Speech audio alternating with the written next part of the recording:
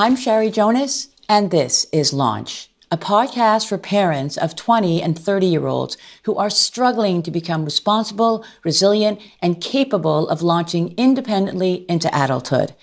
On this week's episode, I'm joined by Mark Cameron, a licensed marriage and family therapist and author of Understanding Your Attachment Style. Mark helps people become aware of their attachment patterns, how they develop early in life, and the influence these patterns continue to have on our relationships. Mark believes that when we understand the root causes of behavior through attachment theory, meaningful growth becomes possible, not only for us, but for our future generations as well. In this conversation, Mark explains the 5 insecure attachment styles and how each one can affect a parent's behavior.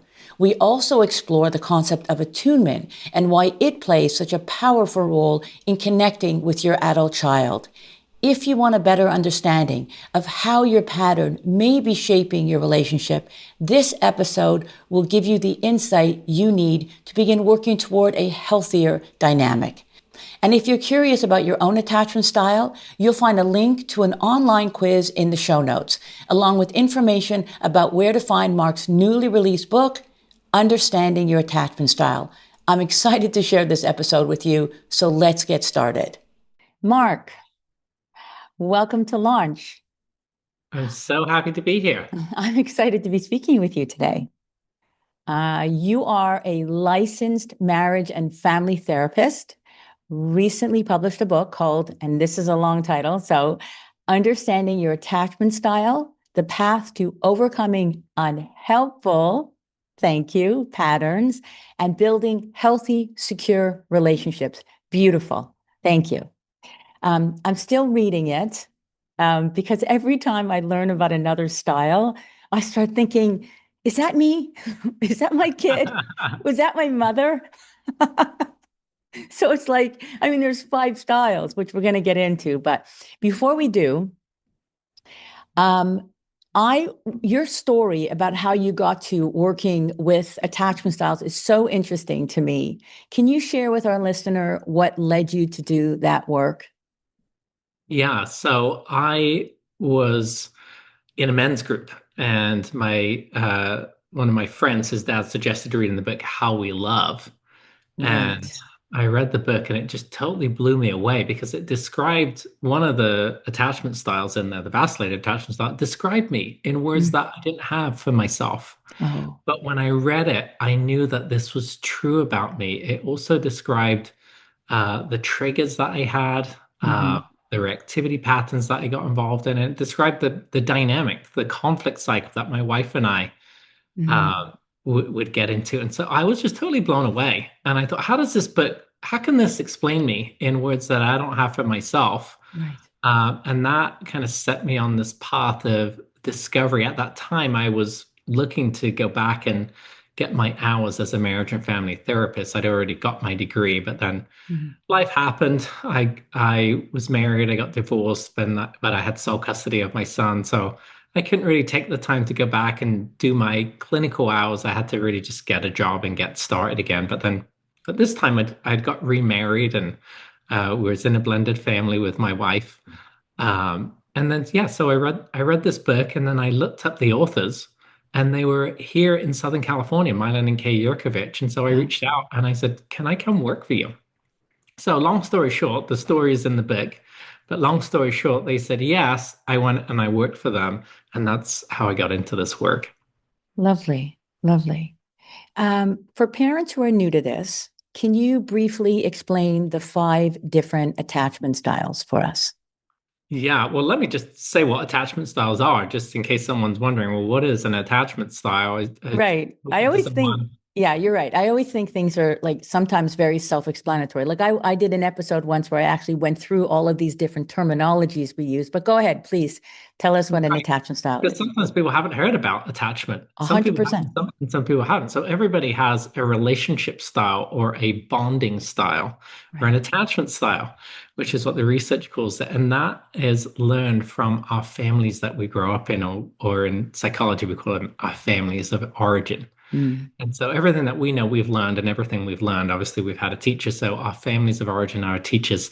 of relationships. And so how well our parents can pick up on our needs and meet those needs, which is called attunement, how accurately they can do that. How well a parent Mhm. can attune forms the attachment style of the child. And so when that happens well, when a parent is attuned and can pick up and can meet the child's needs, and the child then feels seen, known, understood, safe, secure, and Mhm. it's soothed. But when that doesn't happen well, and again, we'll talk about why that might not happen well. It doesn't mean that the parents are bad parents. It's just Mhm. we don't know what we haven't learned. When that doesn't happen well, we form strategies to get our needs met or to deal with our needs going unmet. And that's how the insecure attachment styles are formed. Mhm. Oh, so you're when you talk about the five different attachments are all insecure attachment styles. There's only one secure attachment style, Right, which you and don't say it yet. I want to save that after because I want to first talk. I want everybody to kind of do what they're going to do when they read the book is to find their attachment style. Maybe I don't know. I was going to ask you, is it possible that there's more than one,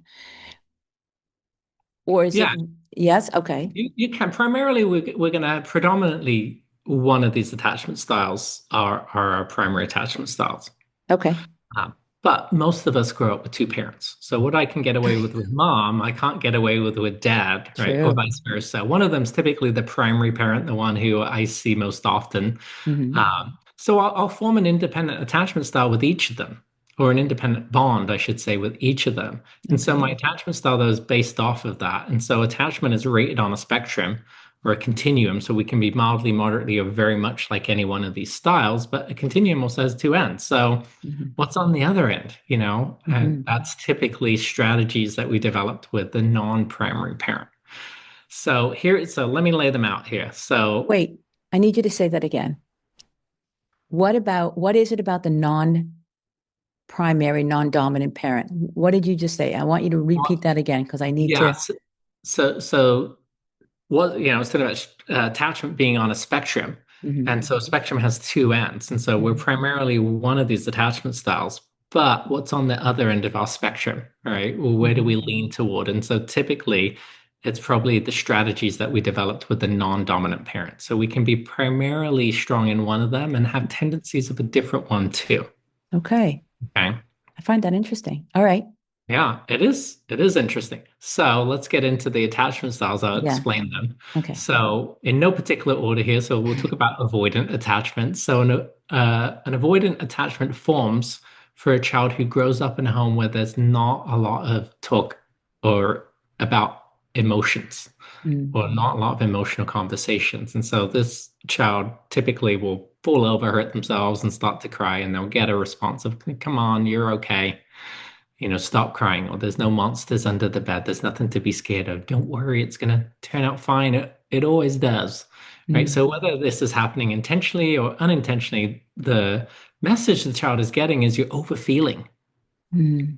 And so really it's hurry up and grow up. Now, typically what's valued in this home is independence or task mastery, getting stuff done, and that could be a focus on academics or a focus on athletics, or maybe it's just you got to do your chores to earn your freedom so you can go out and play with your Mm. friends. Yeah.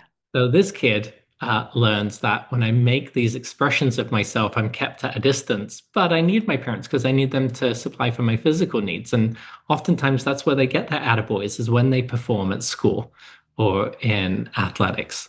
Mm. And so this person learns to turn the volume down on their emotions and they lean into performance. So they're typically performers, they're consistent, and that makes them attractive to others in adulthood, and that's reinforced typically in the adult working world, or if they're in sports growing up, Yeah. right? Get over it, get on with it, push forward, be efficient.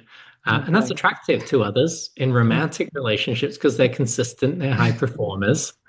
But then when, most relationships starts with this romantic idealization phase, but then they shift to this struggle for independence Okay. or more realistic phase. And when that happens and conflict occurs, people who are avoiders, they just want to fix problems. They problem solve because if I can just fix the problem for you, you'll stop emoting, you'll stop being sad, or you'll stop being upset, and then I won't have to deal with that because the definition of empathy is I know what it feels like for you Mm. because I know what it feels like for me. But if I don't go there with my emotions, I'm not going to go there with someone else's emotions. So they want the quick fix. They want people to, you know, be okay again. And if that doesn't work, then they just think, they'll get over it like I get over it. And so they'll, go spend more time at the gym or go to work or go work on the car in the garage, waiting on the other person to get over it. Okay, so that's avoidance. I have to tell you why I'm laughing so much because I really hope my kids don't listen to this. I really want them to go, that's not her. Well, Anyway, and you know what? Sometimes, oftentimes it's done with the best intentions. We think, let me, 100%. we think, well, this is resiliency. Like, don't be Yes. sad. Just, Yes. push through it. You're going to be okay. Oh, we should have started off this episode by saying, like, disclaimer, nothing was done on purpose. We all did our best, but somehow along the way, because of our upbringing, we kind of started creating these habits and patterns. But no, everybody, you're off the hook because we're gonna realize that we can work through and work around and improve our patterns and behaviors and Right. styles. So yeah. This Okay. is not about blaming. This is No. totally about Oh, explaining. Let's God, just no. explain what happens. It's not about blaming parents for Right. our fault, but we need Yeah. to understand what happened and where they come from. So that's the avoider, right? Mm. Now there's two anxious attachment styles, and so I'm going to explain them both. I'll start with the pleaser. So the pleaser kid grows up in a home where they learn to manage a parent's emotions. They typically have a parent Mm. who gets angry, anger outbursts, and that scares them.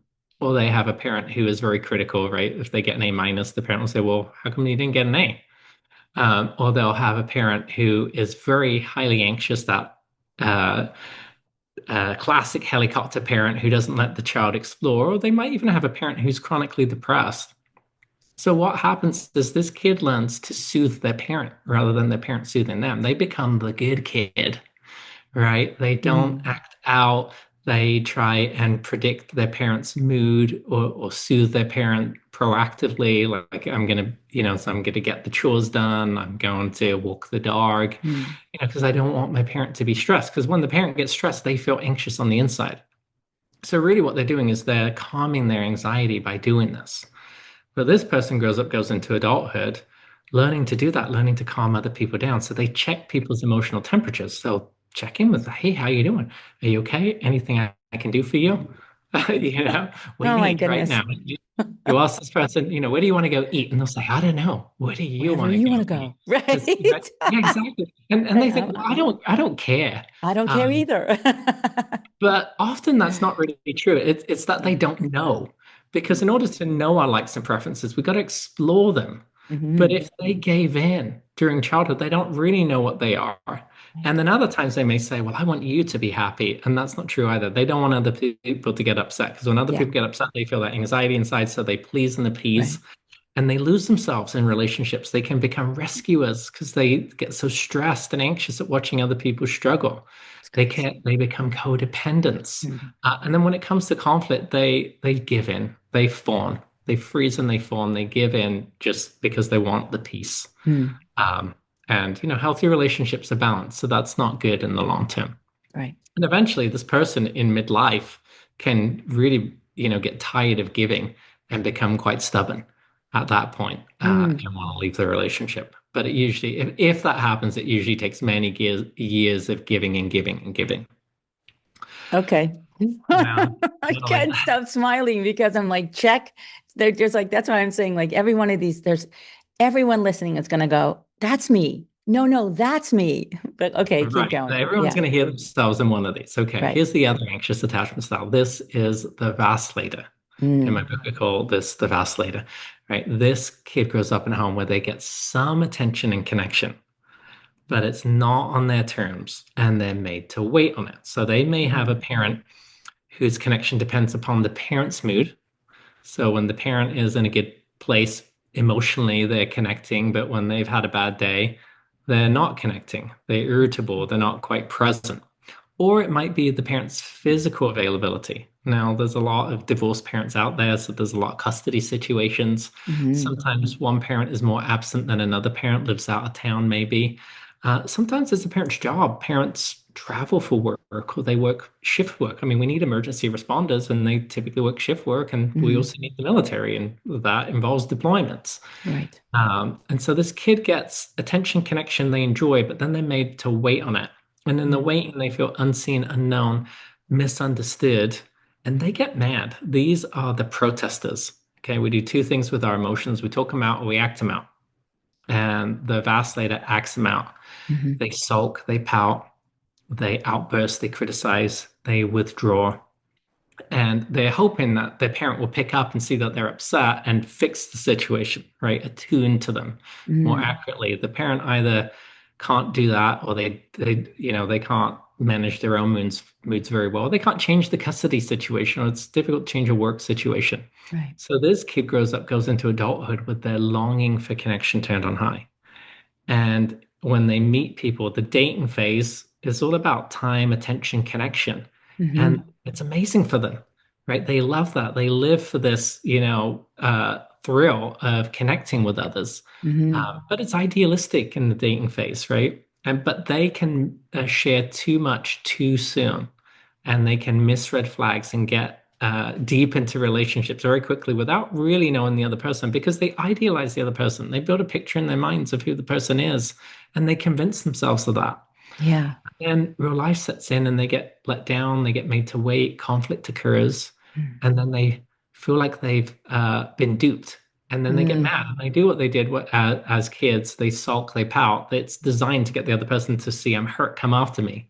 Yes. But what happens is the protests are hurtful and the person doesn't want to come after them. Or if they do, the vacillator doesn't like that they've had to ask for it. So they may say something like, well, too little, too late. Don't worry Mm. about it. Leave me Yeah. alone. Or you shouldn't have Right. done it in the first place. So they can reject the effort, which leaves their spouse disheartened. Mm. And then they don't get what they want. So then they feel this deep despair. And then the only way to manage their pain after that is to detach. So they'll say, I'm done. Oh I'm boy. done.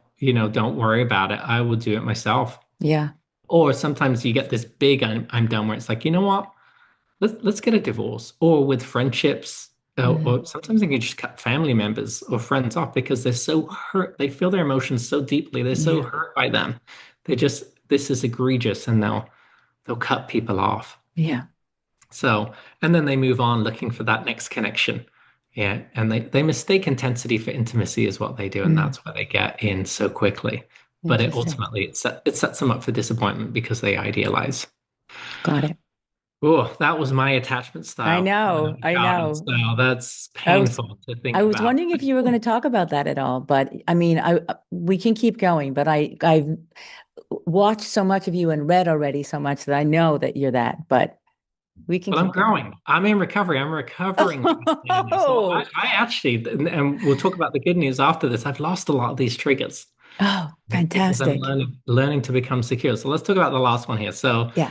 the last two attachment styles actually come from the same home, and it's called Mm. disorganized attachment in research. And so these homes are dangerous. Mm. They have a parent who neglects the child, or they have a parent who abuses the child or exposes the child to abuse. They might not be the abuser, but they may have a boyfriend or someone who comes into the home and exposes the child to abuse. Right. And so now animals run from danger, okay, but primates, monkeys, apes, humans, we don't just run from danger. We actually run to a protector. So what happens when the person who is dangerous is also the person who's supposed to be a protector? Mm. We get stuck. We have these two systems that work against one another, our attachment system and our safety system. Right.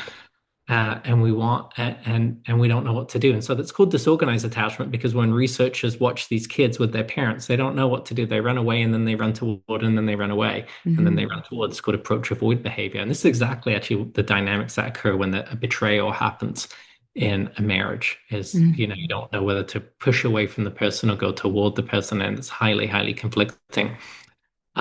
So these people can either develop a mix of the attachment styles because they try everything and nothing really works, or they bounce back and forth in custody, different family members, different foster homes, and they have different attachment figures in those caregivers.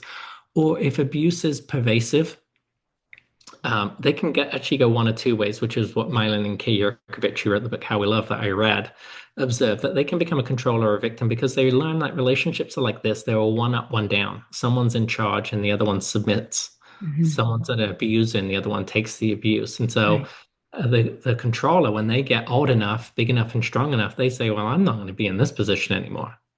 I'm going to be in this position in a Mm. relationship. And so I'm not saying all controllers are abusers, but they're controlling, that they control their environment to stay safe, to keep it predictable, because unpredictability meant danger. Mhm. And they control their environment by controlling people. Got it. Or they go the other way and the victim learns, you know what, I can't stop abuse. I'm helpless. They have something called learn helplessness. Yeah. And they say, well, but I can reduce the frequency if I, just try and stay under the radar. If Hmm. I just, if it just happens, then it will be gone after that, and then I'll be okay. And so they stay in that role. And these two often find one another in adulthood, and we know that there's a cycle of abuse that people get into. Right. And it's not that the victim wants to be abused, um, but it's familiar. That's It's right. familiar. So they find one another. And even when you offer this person the way out, they might not get out. Or if they do get out, they run into the arms of someone else. I mean, think about Jenny in Forrest Gump. Almost Hmm. everybody's seen Forrest Gump. She just, she was abused as a child. She just ran from man to man to man. And Forrest rescued her. And Hmm. she just got into another bad situation over and over again because it was familiar. Right. So Right. those are the five insecure attachment styles. Okay. Question. How Mhm. early in life do these patterns develop? They begin right away. Actually, these patterns can start to begin in utero because a Wow. baby is connected to their mother in utero. So Okay. you're feeling everything that your mother is feeling. So we know that if there's a traumatic pregnancy, Hmm. that can have an impact on a child's brain development. So this is all about neurodevelopment. Okay, this attachment, there's 80 years of research in attachment, and the neuroscience backs all of this up. So this is about how a baby's brain develops. In the first years of life, the predominance of blood flow is on the right side of the brain. Hmm. So we are wired for emotional connection. That's the emotional part of the brain. So that's our Hmm. first language, is picking up facial expressions, Right. and picking up tone of voice and things like that. And we become responsive to that. Yeah. And so we develop strategies or reactions, whether our parent is meeting our needs or not meeting our needs. And so, yeah, you can actually, researchers can observe these attachment styles as early as 1 year of age. They can see them forming. So it Hmm. begins right away, and it follows us throughout childhood. Humans have the longest attachment phase, the Hmm. longest phase of with parents of any animal on this planet, right? Mm. That's significant. So Yeah. for about the best part of 2 decades, we get programmed. Attachment is programming. We get programmed for what relationship is like, or what we should expect from relationships, right? And then Hmm. and then we carry that forward into our adult Mm. relationships. Right. And they wreak havoc because here's the relationship math. It takes two secure attachments if you want to have a securely attached relationship. You can't Mm. take two insecure attachment styles, put them together and think they're going to Right. securely bond. They don't. That's the whole point. They Right. don't mesh well together. Two secure attachments don't mesh? No, two insecure They're attachments. insecure. Yes. Sorry. Yeah. Yeah. They don't mesh well together. And, and Right. and that causes problems. And that's typically the root cause of problems in marital relationships. People argue about, you know, um, just the most minor of things, hey, how comes you're not ready in time? You're always late, or, you don't help me with the cleanup of the dishes. And really it's about a perception of feeling abandoned or being made to wait, or you don't listen to me, of not being heard. And Mm. usually there's a wound there in childhood, Yeah. but that sits in our subconscious. We're not aware of it, and then we get triggered in adulthood, in our adult relationships, and we react in Mm. very predictable ways. So in your book, and as well just now, you mentioned the parental attunement and the importance of it. And I really want you to elaborate on that. I found that was one of those things that I was like, okay, we need to talk about attunement. That is definitely something that's more nuanced, but let's talk about what that means. Yeah, so most people, if you haven't heard of the word attunement, you could probably figure it out. It's like being Right. in tune with someone, okay? Right. And actually, attunement is the measuring stick of attachment. That's Mm-hmm. how researchers measure uh, a parent and a child's attachment when they're observing them, is how attuned is a parent. So Mm-hmm. attunement is about, can I pick up on somebody's behaviors to understand their internal state and know what they need to resolve that internal state? Okay. Mm-hmm. So all of our behaviors are driven by our emotions and feelings, right? And yeah, and sometimes we'll interchange those words often, but emotions are I'm happy, I'm sad, I'm mad. Feelings are bodily feelings. We call emotions feelings because we feel them in our body, but we also have physical needs like Mm-hmm. hunger Mm-hmm. and thirst. And I can be happy and be hungry. I can be sad and be hungry. So emotions and feelings drive our behaviors to get corresponding needs met. So if I'm looking in the fridge, I feel hungry, I need food, right? I'm searching for food, but when I get food, that satisfies my hunger. I stop searching for it. So Right. there's a corresponding need. Same thing with emotions, right? If I'm a kid and I'm hiding under the bed, I feel scared. Well, guess what?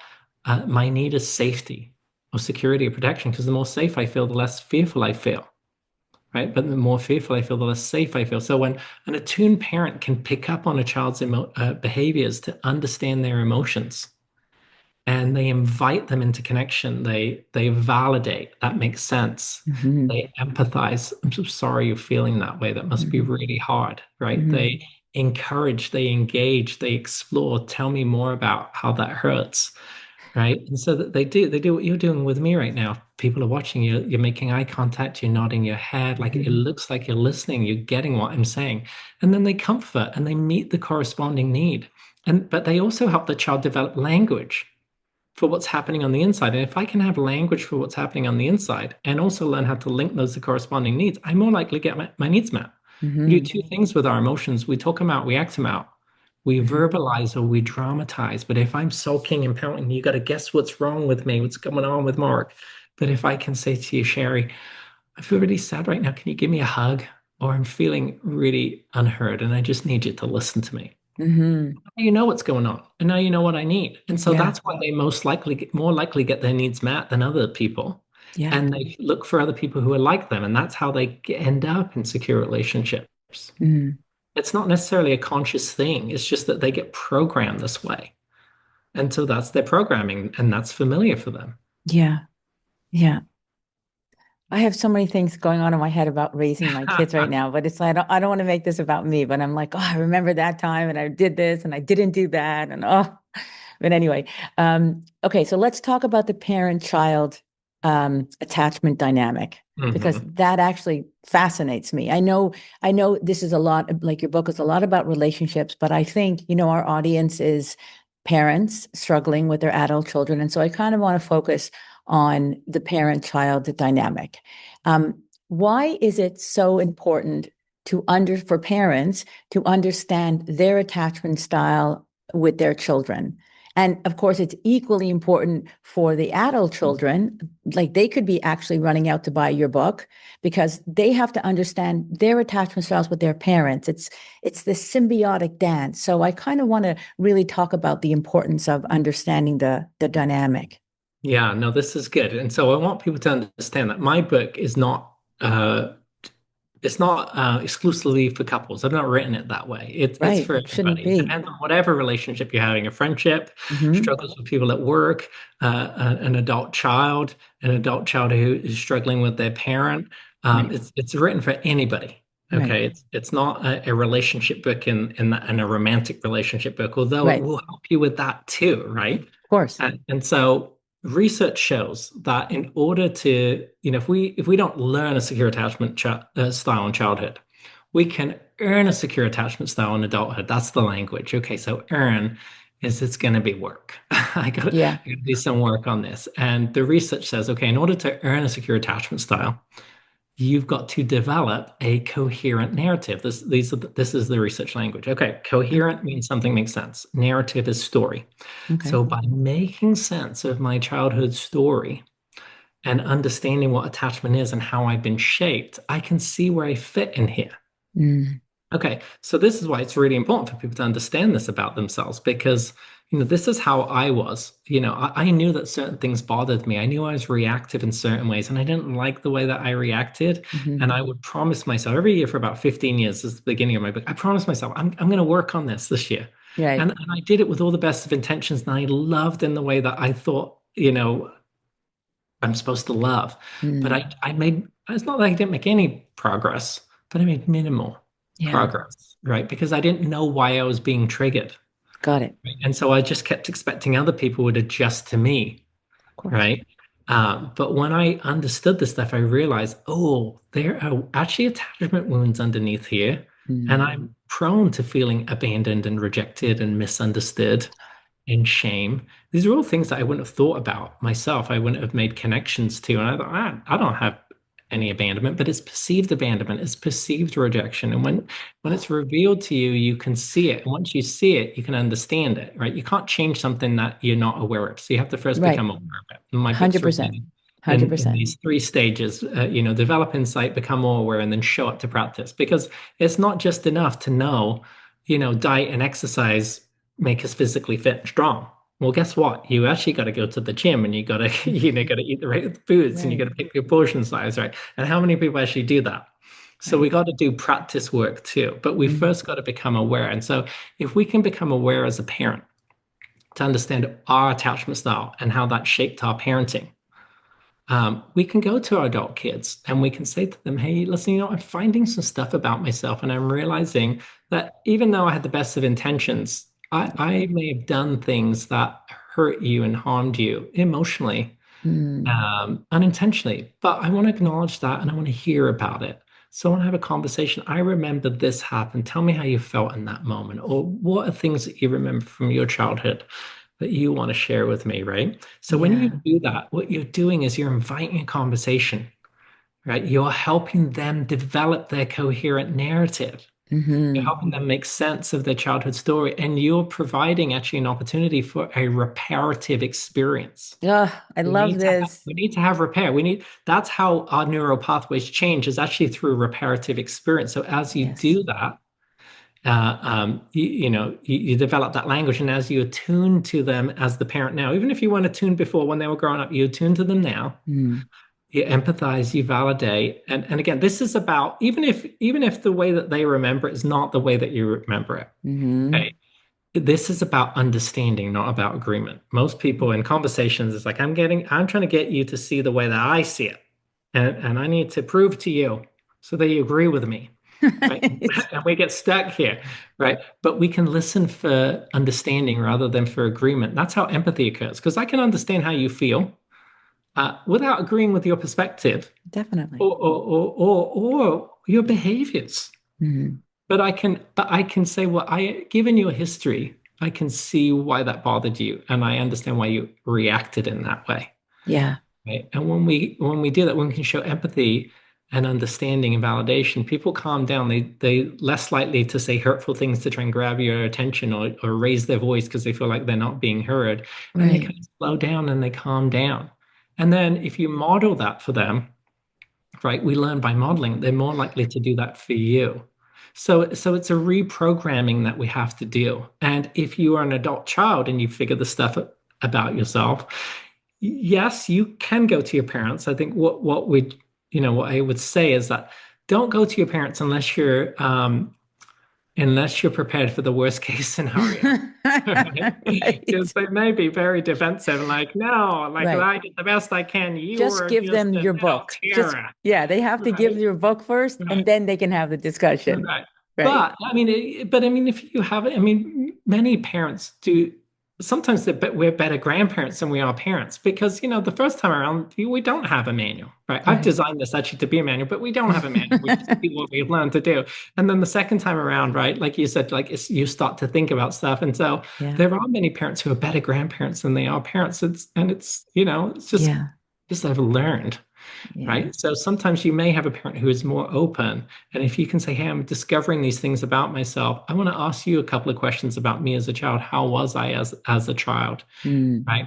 That Yeah. may inform or if you ask about significant events, because there may be events that you don't remember, Hmm. especially in the pre-verbal years between the age of 0 to 3. It's called the pre-verbal years because we don't really get language until age one, you have about 5 words. Age two, you maybe have about 50 words. And then even then, between the ages of 2 and 3, once the brain has finally been able to develop that connection where a human can see themselves in time, we actually don't remember between the age of 2 and 3 Hmm. because there's a global phenomenon called childhood amnesia, where nobody Really? remembers that part of their childhood, right? Hmm. But we do form. So we have to have language for narrative memories, but Okay. we form something called implicit memories, which are emotional memories. So sometimes things can happen to us as a kid, and in adulthood, we've got this underlying feeling, emotion, and we don't know because we don't have any story to put to it. Mm-hmm. A parent can say, "Oh yeah, when you were young, you got knocked over by a car or something like that. It was Hmm. really scary, or this happened to you." Hmm. Right? It helps you can help you make sense of, oh, that's that underlying feeling of anxiety that I've been carrying with me, Hmm. right? Yeah. Because we learn that we carry that and we hold it in our bodies. Your body doesn't remember. Our bodies are time machines. Mm. It remembers everything. Right. Right. What signs would show up, let's say, when the parent-child relationship is estranged, not strange, when it's Strange. strained or like clashing? What are the telltale signs that this is going on? Well, as you understand more about your attachment style that I have in this book and the different triggers, you'll be able to become aware of, the different triggers each attachment style has and how they react. And so when you can know it, you'll start to see it happening. Hmm. But again, the telltale sign of conflict really is lack of attunement, like we were talking about, it's lack Okay. of being able to have a conversation. Okay. Mm. Being able to just to connect with one another and listen and hear one another out. Okay. So that's the telltale sign here is how well can you do that? How well can you listen to things that you don't like or that you don't agree with? And can you stay engaged? Mm. Now, I'm going to talk about Mylan and Kay's book here, How We Love, which is the book that I learned. That's focused more on a couple's dynamic. So they focus on what they call core patterns. What happens when two different attachment styles come together, an avoider and a vacillator, or a vacillator and a pleaser? Because they react in different ways, Hmm. when they come together, it produces a predictable pattern. And if you can see the pattern, you can start to understand it and you can learn to overcome it. And they outline a tool called the comfort circle, Hmm. which is everything that I've been talking about. How do we listen for understanding? And so they prescribe listener speaker roles. One person is the listener and the other person's the speaker. But there's a way that we can speak that encourages someone to listen, and there's a way that we can listen that encourages someone to speak. Hmm. If we can learn to use, I statements and express what is actually happening on the inside of us, I Yeah. feel, not like I feel like you always do this, right? That's not actually a feeling statement. I feel unheard when you interrupt me. Okay, Yeah. that's a feeling statement. Okay, Hmm. if we can make it more subjective, people are more likely to be engaged Yeah. and listen. If we can, explore and find out more, empathize and validate, we're going to have a good conversation. Hmm. Now, and here's what I will say too. I was talking to someone about this earlier on with a couple, and they said, "Oh, well, we went to a therapist. Our last therapist just told us to get a divorce because we were incompatible." Okay. Um, and but the definition of compatibility, when you look it up in the dictionary, is two things that can exist despite differences. That's the Right. definition. So despite differences. So Yeah. most people, especially in romantic relationships, we think of compatibility as, you know, if you like what I like, then we're compatible. I'm an Right. outdoors person, and if you are, we're compatible. I like Right. dogs. If you like dogs, then we're compatible. Right. But it's not that. Compatibility is about, can we coexist with one another? So truly compatible people can take turns. They can Mm. share. They can negotiate. They can compromise. Right. They can take accountability. They can forgive. They can offer grace.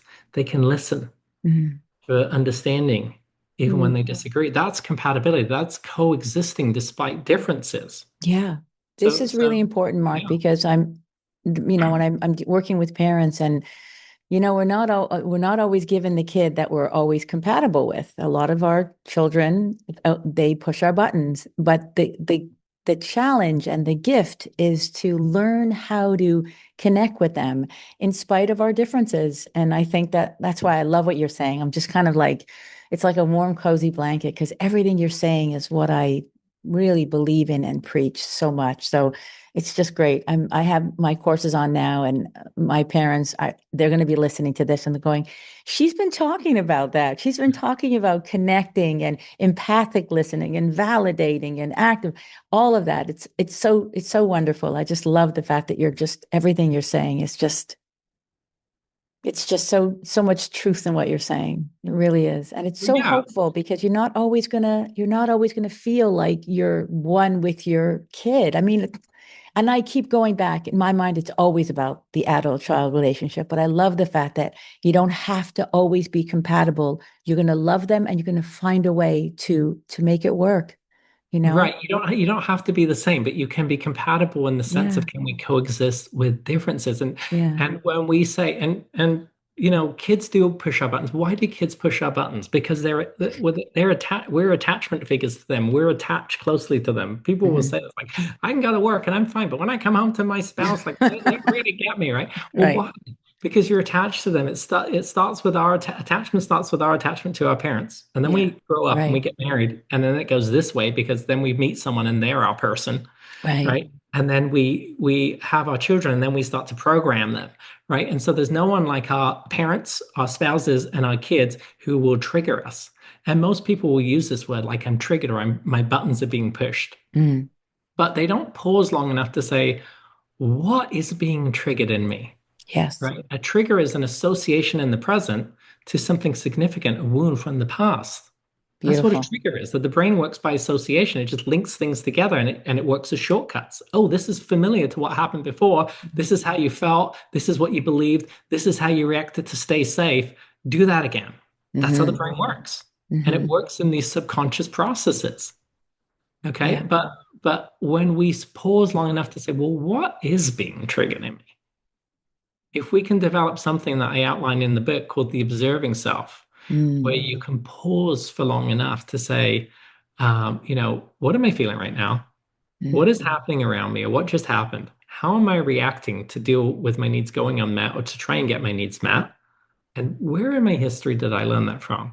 You can Hmm. start, that's another way to build your coherent narrative. You can Mm. pause and you can start to make sense of this. I do this in couples therapy where when I do the comfort circle in couples therapy, we start with talking about conflict, and then we go to, well, what were you feeling in that moment? Hmm. And then how did you react? What were your behaviors? And then we go to, well, did you feel that way in childhood? And it is unbelievable how many times people will start to talk about their upbringing and their connection with their parents and how they felt. And Right. all of a sudden, they start to make these connections. Oh, yeah, I felt like that in childhood. Yeah. And then I did the same thing in childhood. And they start to realize this is a reminder in the present to something from the past. And Yeah. it's not like what you're doing is not bothersome to me, but it's turbocharged Mm. by these feelings from the past flooding into the present, right? Like Yeah. home invasion robbers. They just push their way into the front living room of your brain, right? And Mm. they set you off and they trigger you. Yeah. And then we react in these very, very predictable ways. And Hmm.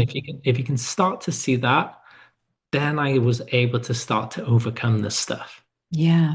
That's the Yeah. hope. That's the good news. That's the great news. Yes. Yes, definitely. Let's talk for a minute about that one secure attachment style. I Mhm. think it's important. How does having a secure attachment style help a young adult to become, confident and resilient and able to develop the problem solving skills that will allow them to, launch independently into adulthood? Let's talk about that. For those very few of us who have that secure attachment, what does that look like? And let's qualify it too. Secure attachment, it doesn't mean you're a perfect individual. You had a perfect parent. It Right. just all it means is that when you're securely attached, all it means is that you more often than not Hmm. respond rather than react. You more often than not behave with secure connection than insecure connection, okay? Hmm. But I mean, if you're 51% of the way there, there's still a long way to go, right? Yeah. So secure attachment's rated on a spectrum. And if we learn it in childhood, it just means that our parent more often than not responded in an attuned way. So it Okay. doesn't mean that you had a perfect parent or you're a perfect individual. So everybody has growth, by the way. That's what I'm saying. Hmm. Everybody can discover something about themselves. We all have triggers. There's no perfect childhoods. And there's a lot of things that interrupt the cycle of bonding, by the way, that are no one's fault. Hmm. Babies are born premature. So then they got to stay in the NICU. Hmm. Siblings are born with disabilities, so a parent's attention goes primarily to the more needy child. Right. Okay, Right. parents have disabilities. The child you might have a disability. All kinds of stuff interrupts the cycle of bonding. Yeah. Right? That is no one's fault, Hmm. but we all have something that happens to us. So we all got to be able to make sense of what is going on. So we all have a way that we can grow, even if we are, quote unquote, securely attached. Hmm. So tell me a question again if I didn't answer it. I was just going to say, I don't know if you answered the question, but I'm going But to, tell me okay. again. So I just want to talk about what a secure attachment looks like Yes. for a young adult that is, Yes. developing. Okay, that's right. I had thoughts about that. So Okay. in my book, Yeah. I I talk didn't want to about make you feel bad. I was like, he no, didn't no, no, answer it, no. but I'll You're not go on. doing that. Okay. But you So got in my it. book, I outlined stages of development that Eric Erickson, who is a very well-known Okay. psychologist, came up. He came up with different stages, of development, right? So Hmm. 0 to 1, and then 1 to 3, and then 3 to 8, or something like that, right? Hmm. There's different stages that happen, and each of the stages build upon one another, and we're supposed to accomplish different things, Right. right, in each of those stages, right? Trust versus mistrust, guilt versus Hmm. autonomy or shame, industry versus inferiority, Hmm. identity versus role confusion, intimacy versus isolation. Those are the first 5 stages here, right? Hmm. But if we have an attuned parent who gets us through those things, if we can build trust, right? If we can build competence, if we can build um, impulse control, if we can learn how to self-regulate, Hmm. these are all learned things, and we go into adulthood with the ability to do that. Doesn't mean we Right. do it every single time, Right. but we more often than not can do that. Hmm. Okay, and that's what secure attachment as an adult looks like. Okay. Good. Okay. So we're gonna have a little fun with something. I thought this would be interesting. And Yeah. because again, I want parents to kind of just start thinking about who they are, what their style is, and so bringing it more relatable. Avoider, pleaser, vacillator, controller, victim. Okay, I'm curious how these specific parent styles influence the way they respond to their child's emotions or behaviors. So what I'm going to do, play a little game. I'm going to ask you a question about each style and how they would handle a specific or general situation with their child. Okay. All right. One for each. If you're an avoider, anybody who's an avoider out there, what are some of the challenges that this creates for a child who needs emotional connection? So what are the challenges of a parent? Yeah, well, no, the challenge is for the child. So the child needs emotional connection, but their parent is an avoider. Hmm. Yeah, Do so okay. so the avoidant parent primarily dismisses. Oh, Mm, you'll be fine. It's not really that bad. Oh, come on, be brave. So they get dismissed in their mm. with their emotions. And so the overarching message is, hurry up and grow up or stop feeling, or you have to deal with this by yourself. There's no one coming to help.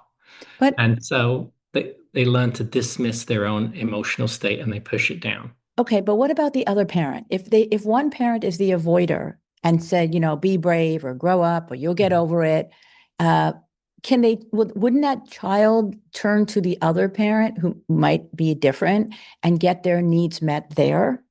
Yeah, they might, depending on what attachment style their other parent is. And so, Hmm.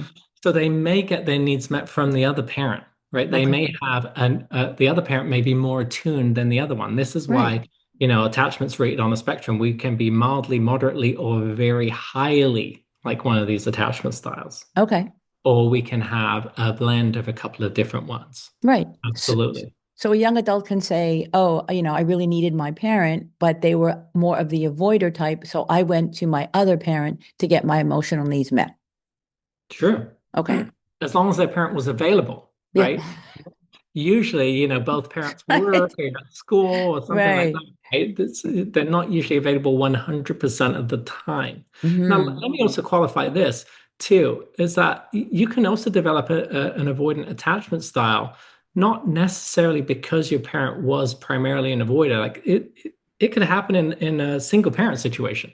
So Hmm. if I've had clients with this situation where maybe a parent died or wasn't involved, right? And so Mm. single mom, or it could be single dad. I was a single dad for a while, or single mom, but she works two jobs because she works really hard because she's got to, she's got to have stable income, and so Right. that kid then has to get up and get themselves ready and get themselves off to school or come home and make their dinner by themselves. So they don't have anybody there available for them, and they have to perform.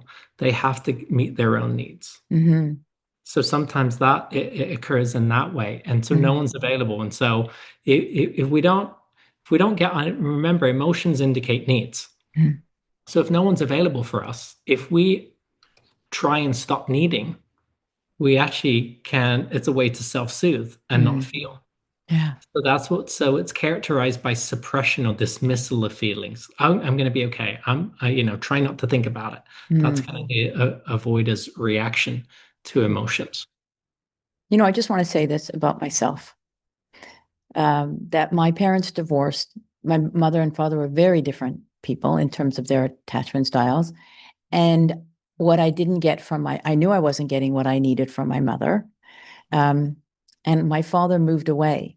So he went, Canadian American. So he was American. He moved back to the US.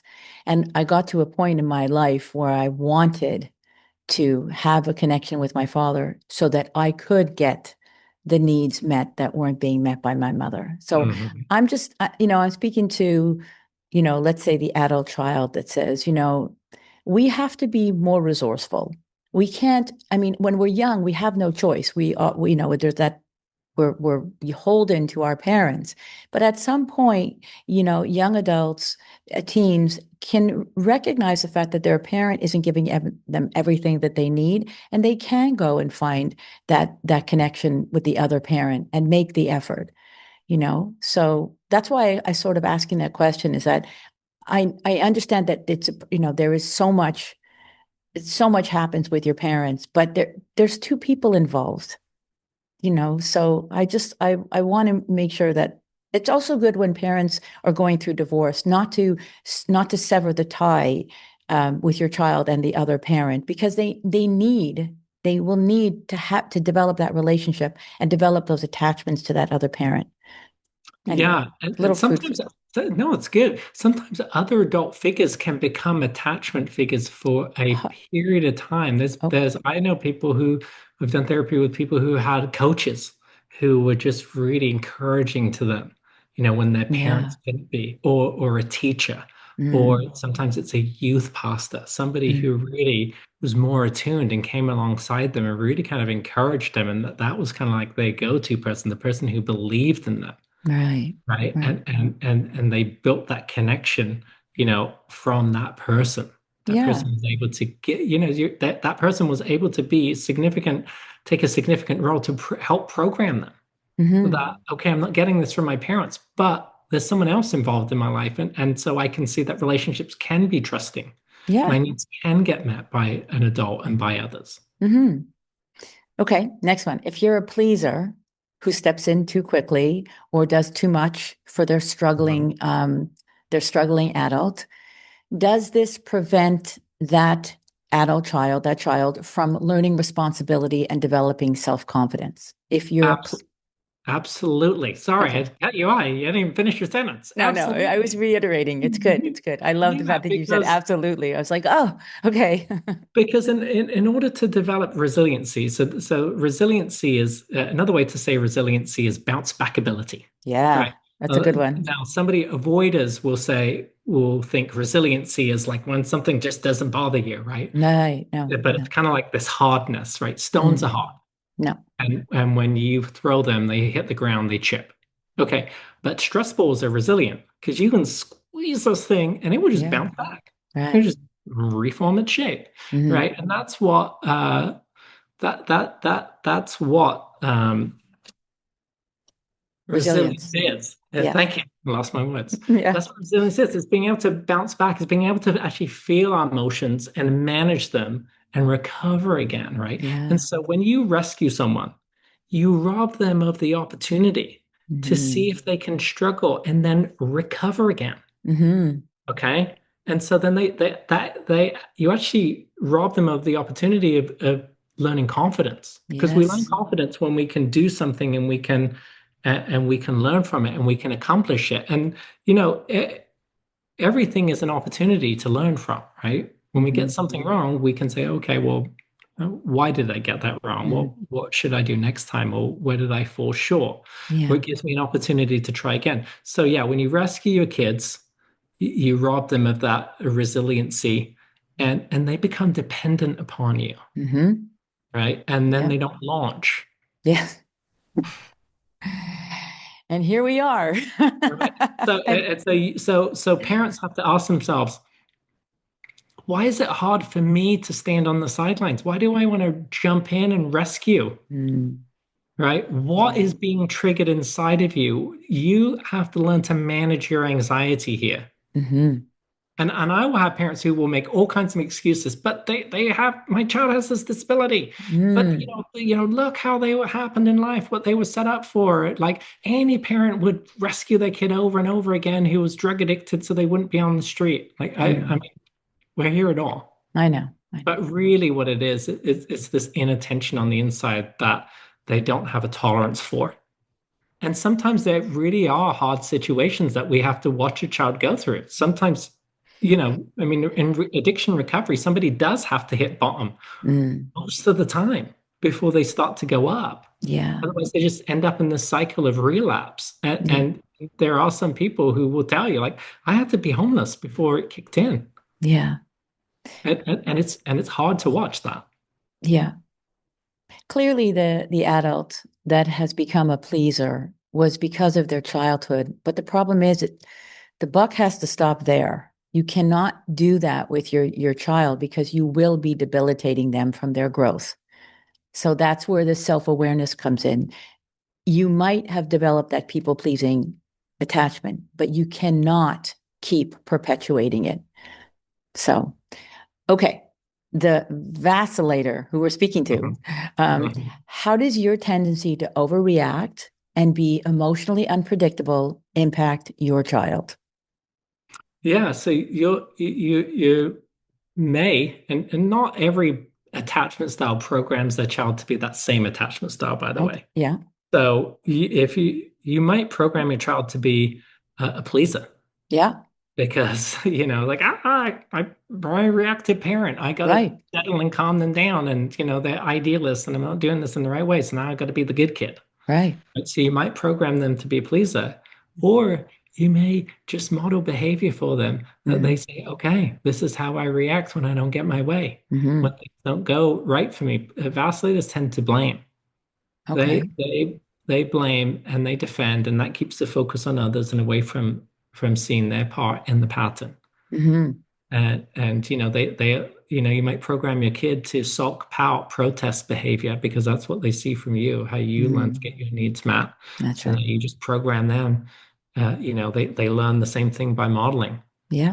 But yeah, this is a common phrase. More is caught than taught, but it's absolutely true. Say that again. More is caught than taught. Love My it. accent probably was confusing here, but yeah, people pick up more in what you do than what you say. Yes. That's how they 100%. learn. 100%. Okay. If you're a controller, how does your need to stay in charge affect your young adult's confidence and autonomy? If you're always controlling. Right, right. If you're always controlling others, one, people tend to resist control. So if you do that, now we all have temper. I'm talking about attachment programming. There are two different parts of us, Mhm. right? There's a part of us that is nature, and there's a part of us that is nurture. That's a Right. true, right? Okay, Right. so somebody. some people are internal processes and other people are external processes, right? Hmm. I got to verbalize, I got to talk it out. And other people are like, shh, I got to think about this for a moment. Hmm. Some people are introverts, some people are extroverts. It's just Hmm. how you gain energy, Right. right? You're not, if you're an extrovert, if you're an introvert, you're not going to become an extrovert. It doesn't matter how hard you try, Right. or vice versa. Okay, so these are like, or sometimes our learning styles, visual or Hmm. audible or kinesthetic. That's kind of wired into you. Hmm. Okay. And also sensitivity to a certain degree is wired into us, Oh, yeah. right? Some people, there's a scale. So there's certain parts about us that, we are this way. So if you have you know, more of a stronger willed kid, they may push back Right. on that control. Right. People resist efforts generally to be controlled or to be coerced. Okay. And so you might create more of a strong-willed child, Okay. right? Interesting.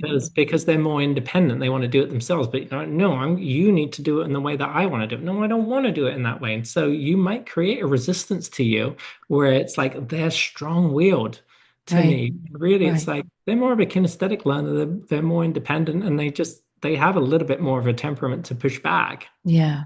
But because you are trying to squeeze them, Yeah. they're going to resist. Yeah. I mean, this is great because for the parents that wonders why their child is so resistant and pushes back, it's because you're controlling. So Mhm. you need to let go so that they can come in. It's a Or you, push-pull, yeah, right? or you make them victim-like, right? Oh, It's okay. like, okay, I can't make decisions for myself. Like I have to rely on someone else Hmm. to do it for me. Um, yeah. Yeah. Okay. Last one. If you're a victim Mhm. style, how does feeling powerless or overwhelmed affect the way you communicate with your child? Yeah. Now the control and the victim, I have a lot of compassion. Of Mm, course, it is, these kids had unsolvable problems. yeah. Right. They had horrific childhoods most of the time. So I'm not blaming or putting them down here. Right. They just have really hard childhood, and this is just kind of what they've been programmed on how to relate. It's Hmm. dysfunctional. I mean, all the attachment styles are dysfunctional. And so when we're calling somebody a victim here, it's not to be derogatory about them. It's just kind of, that the way that they've learned to bond is very victim and passive like. Hmm. Okay. And so victims, because if they're i- if they grow up in dangerous homes, sometimes danger just can become normal, Hmm. and they might not be good assessors of danger, and so then they can expose their kids to danger because they either they don't see it very well, or they dissociate. They learn to check Mm, out mentally, right? right. It's a psychological defense mechanism just to check out and Yeah. dissociate. And Yeah. so they can do that, and they can expose their kids to to situations that are harmful. Okay. And nobody dissociates on purpose. But what we Well, need to, sometimes I do when I don't well, want to be okay, so.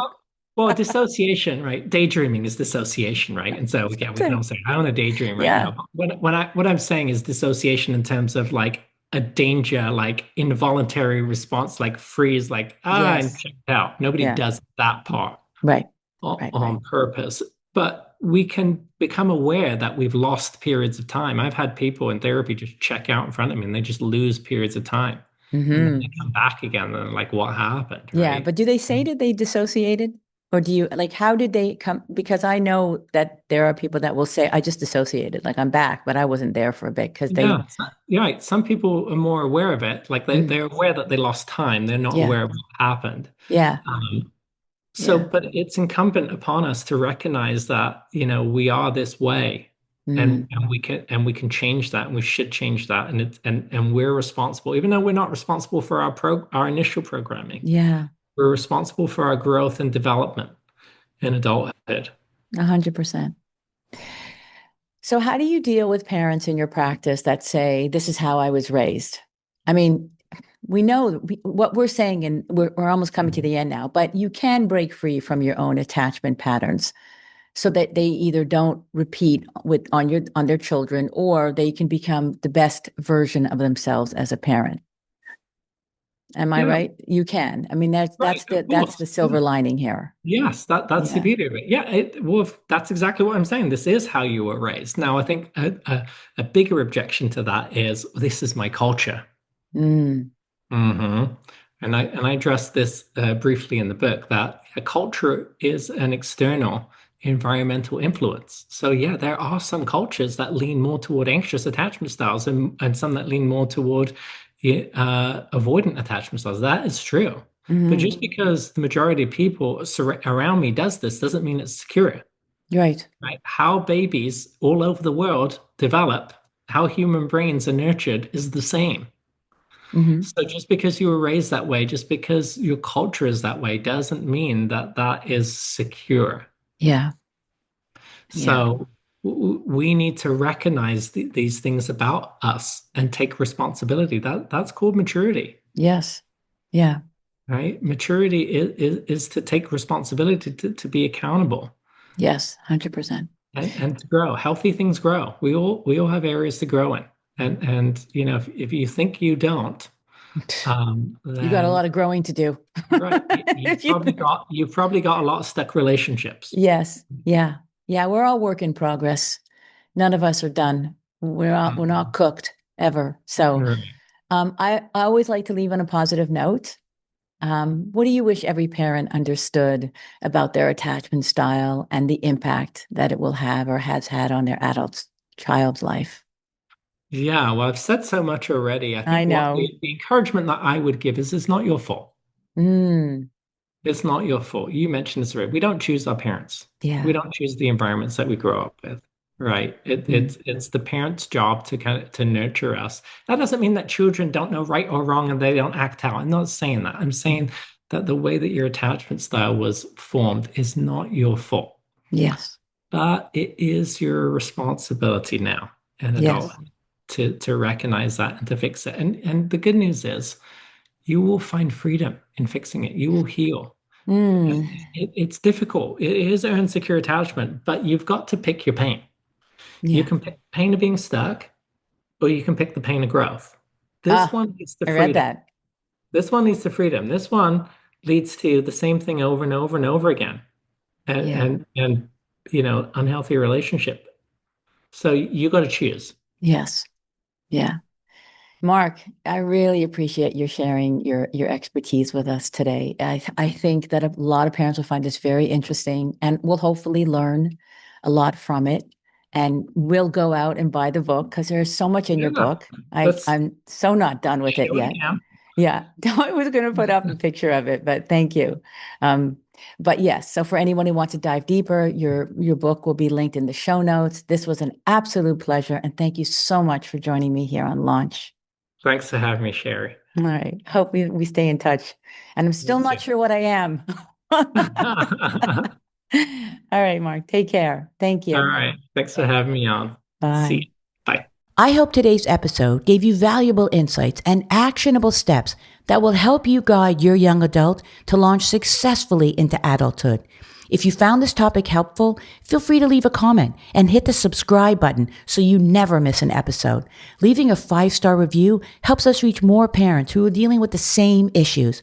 And if there's something you want to ask me, I invite you to join Launch Advice, my weekly publication where I answer one question from parents just like you. It's free advice that will appear in your inbox probably when you need it the most. Just click Launch Advice in the show notes and don't forget to email me your confidential question. And remember, no one ever said parenting is easy, especially when you're raising an adult. Talk to you soon.